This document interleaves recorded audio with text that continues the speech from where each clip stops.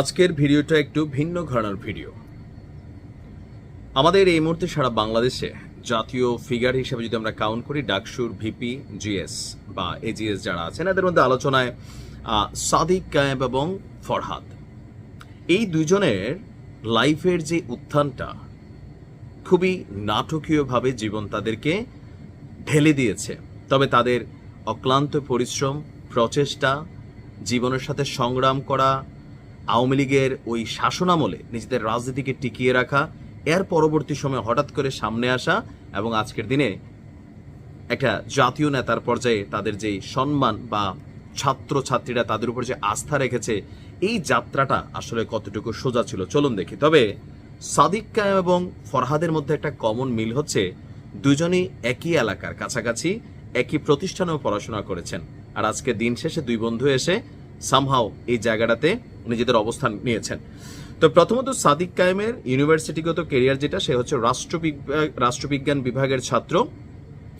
তার বাড়ি হচ্ছে খাগড়াছড়ি শহরের বাজার এলাকায়। তার বাবা জেলা শহরের একজন কাপড় ব্যবসায়ী। তার ছোট ভাই চট্টগ্রাম বিশ্ববিদ্যালয়ের ছাত্র শিবিরের রাজনীতির সাথে সম্পৃক্ত রয়েছেন। ছোটবেলা থেকেই সাদিক খাগড়াছড়ি বাইতুস শরফ জব্বারিয়া আদর্শ মাদ্রাসা থেকে দাখিল এবং পরে চট্টগ্রামের বাইতুস শরফ থেকে আলিম পাশ করেন। এরপর তিনি ভর্তি হন ঢাকা বিশ্ববিদ্যালয়ের রাষ্ট্রবিজ্ঞান বিভাগে এবং কি তার নিজ বিভাগে তিনি স্নাতকোত্তর ফলাফলে তৃতীয় স্থান অর্জন করেছিলেন। আর সাদিক কায়েম পার্বত্য চট্টগ্রামের ছাত্র সংসদের সাবেক সভাপতি, হিল সোসাইটি সাবেক প্রতিষ্ঠাতা, save youth students against violence সাবেক ফেসিলিটেটর, সূর্য সেন হল অ্যাসোসিয়েশন অব পলিটিক্যাল সায়েন্সের সাবেক সাংগঠনিক সম্পাদক, বাংলাদেশ ইয়ুথ ইনিশিয়েটিভ বিওয়াই এর সাবেক সাধারণ সম্পাদক। বাকি তথ্য আরও পরে দিচ্ছি। আবার ফরহাদের একটু ব্যাকগ্রাউন্ডটা দেখে আসি।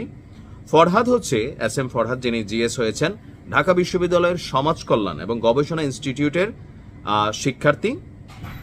রাঙামাটি তার এলাকা হচ্ছে রাঙামাটি। তো রাঙামাটির ছেলে ফরহাদও ওই জেলার মাইনি গাথাছড়া বাইতুস শরফ মাদ্রাসা থেকে দাখিল পাশ করেন। এরপর চট্টগ্রামের বাইতুস শরফ মাদ্রাসা থেকে আলিম পাশ করেন। সাদিক কায়েমও চট্টগ্রামের এই একই মাদ্রাসা থেকে আলিম পাশ করেছেন। এস ফরহাদের কোয়ালিটিগুলো দেখেন।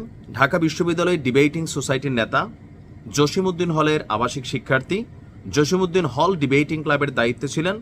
ঢাবিতে অধ্যয়নরত পার্বত্য চট্টগ্রামের শিক্ষার্থীদের সংগঠন পার্বত্য চট্টগ্রাম ছাত্র সংসদের সভাপতি হিসাবে দায়িত্ব পালন করেছেন। এই দুজনের মধ্যে যে কমন মিলগুলা, দুজনেই খুবই মধ্যবিত্ত পরিবার থেকে উঠে এসেছেন। বিশেষ করে পাহাড়িদের জীবনযাত্রা, আমরা যারা সমতলে আছি তাদের জীবনযাত্রা অনেক পার্থক্য। যেমন ধরেন এক গ্লাস পানি, আমরা এক গ্লাস পানি কুলি করে ফেলাই দিই, কিন্তু যারা পাহাড়ে বসবাস করে তাদের এই এক জগ পানির জন্য সেই টিলা থেকে অনেক দূরে যাওয়া লাগে। এটা আমরা মাঝে মাঝে ফেসবুকে নিশ্চয় দেখেন। সেখানে জীবনযাত্রাটা স্বাভাবিক না। আপনি যে এলাকায় আছে সেখানে আইন শৃঙ্খলার সিস্টেমটা একরকম, কিন্তু পাহাড়ে যারা বসবাস করে, পাহাড় এবং বাঙাল, মানে পাহাড়ি এবং বাঙালি একটা দীর্ঘ শত্রুতামূলক অবস্থান আছে অনেক জায়গায়।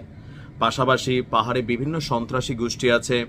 সেখানে শিক্ষার মান, শিক্ষার ব্যবস্থা, প্রযুক্তির সুবিধা, আইন শৃঙ্খলা পরিস্থিতি সব কিছুই কিন্তু একটা লড়াইয়ের মতন করে আপনার বেড়ে ওঠে। মানে সবাই যারাই সেখান থেকে আসছেন, লাইক খাগড়াছড়ি, পার্বত্য চট্টগ্রাম, রাঙামাটি, বান্দরবান, এই অঞ্চলগুলোতে যারা বড় হয় তারা আমাদের মতন স্বাভাবিকভাবে সব কিছু সুযোগ সুবিধা পায় না। দুষ্প্রাপ্য অনেক কিছু তাদের কাছে থাকে। আর সাদিক কায়েমের আমি যতটুকু বুঝি, তার একটা বক্তব্য শুনছিলাম যে সে তার বাবার ব্যবসা দেখাশোনা করছে। তো বাবার ব্যবসা, একজন ব্যবসায়ীর সবচেয়ে বড় পরিচয় হচ্ছে মানুষের সাথে সম্পৃক্ততা। আপনি দেখেন সাদিক কায়েম সম্পর্কে অনেক নেগেটিভিটি আসছে, কিন্তু প্রত্যেকটা জায়গায় তার ফলাফল ঘোষণা করার পরপরই চিৎকার করে উঠছিল। তো সাদিক কায়েম ছাত্র শিবিরের রাজনীতির বাহিরে এস ফরহাদেরও দেখেন কতগুলা অর্গানাইজেশনের সাথে এরা কানেক্টেড ছিল। প্রত্যেকটা অর্গানাইজেশনের সাথে একটা বিশাল কমিউনিটি কিন্তু কানেক্টেড। এমনকি তারা তাদের স্ব জায়গাগুলোতে সেই কমিউনিটি কারা, এই ঢাকা ইউনিভার্সিটির ছাত্রছাত্রী, লোকাল হোক বা ডিবেটিং ক্লাব, মানে পুরো ইউনিভার্সিটি কেন্দ্রিক কিছু সংগঠন, সেখানে মেধার মূল্যায়ন হয়, সেখানে নিজের ক্লাসের ভেরিফাইড হয়।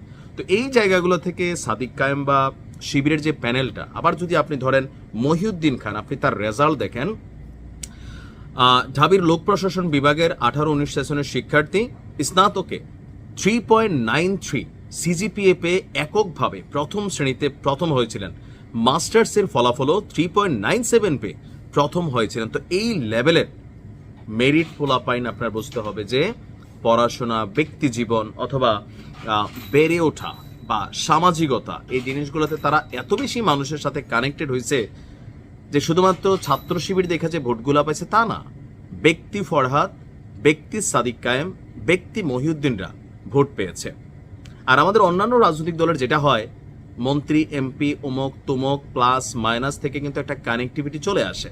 তো সেখানে হয় কি, যে মানুষটা লড়াই সংগ্রাম করে বড় হয়েছে। আর শিবিরের রাজনীতি বরাবরই বলি, ছাত্র শিবিরের রাজনীতি 1000 টাইমস সুসংগঠিত। কাদের তুলনায়? ছাত্রদল আরো যারা আছে, লাইক এনসিপিরও বেল নেয় ছাত্র শিবিরের রাজনীতির কাছে। এই সাদিক কায়েমই সেই সাদিক কায়েম যে জুলাই অভ্যুত্থানের টোটাল গেইমের একজন চেঞ্জার ছিলেন, যাকে কি বলা হয় যে জুলকারনাইন শায়ের যখন সাদিক কায়েমের পরিচয় সামনে আসলো, পুরো বাংলাদেশ কাইপা উঠলো, মানে ঢাকা ইউনিভার্সিটিতে, কারণ ছাত্রলীগের সাথে তার সম্পৃক্ততা ছিল। এখন এই সম্পৃক্ততার আপনি লুঙ্গির তলের রাজনীতি দেখতেছেন, কিন্তু এটা তার কৌশলের রাজনীতি ছিল, সার্ভাইভ করছে সামহাউ। এমনকি তার নামটা নিয়েও বিভ্রান্ত ছিল। যেমন জুলকারনাইন শায়ের বলছিলেন তার নাম হচ্ছে সালমান, জুলাই আগস্ট অভ্যুত্থানে তারে জুলকারনাইন শায়ের সালমান হিসেবে চিনতেন, কিন্তু তার প্রকৃত নাম সাদিক কায়েম। যখন ছাত্র শিবিরের কমিটি সামনে আসলো, তখন সাদিক কায়েমরে দেখে তার রুমমেটও লিখছিল কেমনে সম্ভব, মানে এটা। এখন আপনি দেখেন, ইতিহাস বিজয়ীকে মনে রাখে। ডাকসুর ভিপি হিসাবে আজন্ম সাদিক কায়েমের নাম থেকে যাবে। কই থেকে আসছে, কার লুঙ্গির নিচে ছিল, এই শব্দগুলা দিয়া আপনি তার যে ব্যক্তিত্ব সেটাকে টাচ করতে পারবেন না। আপনি বেগম রোকেয়া হলের যে ভোটের রেজাল্টের সময় মেয়েদের উচ্ছ্বাসগুলো দেখছেন, মনে হয়েছে তাদের ভাই অথবা তাদের প্রেমিক অথবা তাদের প্রিয় পুরুষ। তো এটা তো সার্বিক ছিল। এখানে সবগুলা ভোট যে ছাত্র শিবির করার কারণে পাইছে তা না, এখানে ব্যক্তিগত আইডেন্টিটি তৈরি করছে তারা। ঢাকা ইউনিভার্সিটিতে সেই 16-17 থেকে 25 লম্বা একটা সময় বিভিন্ন প্রোগ্রাম, অর্গানাইজেশন, অনেক কিছুর সাথে কানেক্ট হইয়া নিজেদের জায়গাটা তৈরি করছে। প্লাস আমাদের গতানুগতিক ধারার রাজনৈতিক দলগুলোর যে নেতৃত্বে আছে, এই যে বড় বড় কথা, ধরেন ফাইরালাবে, ছিড়ালাবে, এই করবে সেই করবে, বডি ল্যাঙ্গুয়েজ, মানুষ কিন্তু আসলে এগুলো পছন্দ করে না। এটার একটা অনুসারী আছে, কিন্তু দিন শেষে কোথাও না কোথাও মানুষ শান্তিপ্রিয় মানুষকে ভালোবাসে। তো শিবিরের যেই চেহারাগুলা, তারা তাদের ব্যক্তি আইডেন্টিটি একদিনে তৈরি করে নাই। সেই পাহাড়ের সংগ্রাম থেকে ডাকসুর ভিপি এজিএস পদে এই জার্নিটা জেনারেল লাইনের পড়াশোনাও না, মাদ্রাসা থেকে আইসা কই পর্যন্ত আসছে, এটা আপনি চারটিখানি কথা না। দোষ খুঁজলে অনেক কিছু পাওয়া যাবে, কিন্তু আপনি তাদের এই জায়গাটায় আসার যে রাস্তাটা, যে সংগ্রামটা, সেটার দিকে তাকান, তাহলে আপনি আপনার রাস্তা খুঁজে পাবেন। ভালো থাকুন।